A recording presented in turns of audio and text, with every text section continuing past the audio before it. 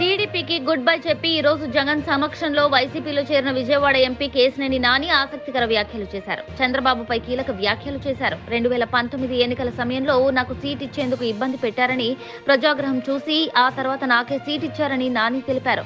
నేను అక్రమ సంపాదనకు ఆశపడకుండా పార్టీ, ప్రాంతం కోసం పనిచేశాను. వ్యాపారం మానుకున్నా, ఆస్తులు అమ్ముకున్నా. వ్యాపారం కాకుండా హైదరాబాద్ లో 2000 కోట్ల ఆస్తులు నేను అమ్ముకున్నాను.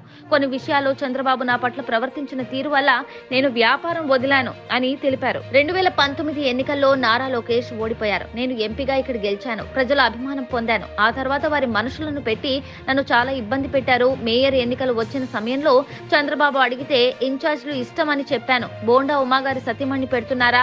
అదే జరిగితే చాలా ప్రమాదకరమని చంద్రబాబు చెప్పారు. ఆ తర్వాత నా కుటుంబం నుంచి ఒకరు ఉంటే బాగుంటుందని ఒత్తిడి తెచ్చారు. టాటా సంస్థలో పనిచేస్తున్న నా కుమార్తె శ్వేతను తీసుకువచ్చి పోటీ చేయించాను. ఎన్నికల సమయంలో కొంతమంది వ్యక్తులను తీసుకొచ్చి నన్ను తిట్టించారు.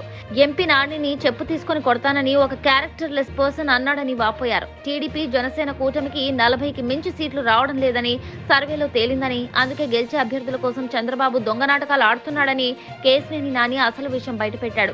రాబిన్ శర్మ టీం వచ్చి 5 సీట్ల కన్నా ఎక్కువ రావడం లేదని చెప్పారు. అయినా నేను చూసుకుంటానని ధైర్యంగా ముందుకు అడిగేశాను.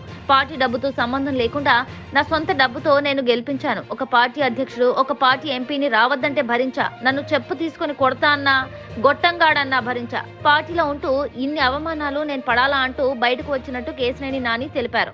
సార్ నేను ఒకటి చెప్పనా, ఆల్రెడీ మీ ఢిల్లీ ప్రెస్ ఎప్పుడో రిపోర్ట్ చేసింది సంవత్సరాల క్రితం అనుకుంటా. 40 సీట్ల కంటే ఎక్కువ రావట్లే నాకు ఆ కూటమికి. చెప్పండి, మళ్ళీ చెప్తున్నా ఇంకోసారి. ఢిల్లీలో నేను సంవత్సరం క్రితం చెప్పా, మళ్ళీ అదే చెప్తున్నా. అర్థమైందా?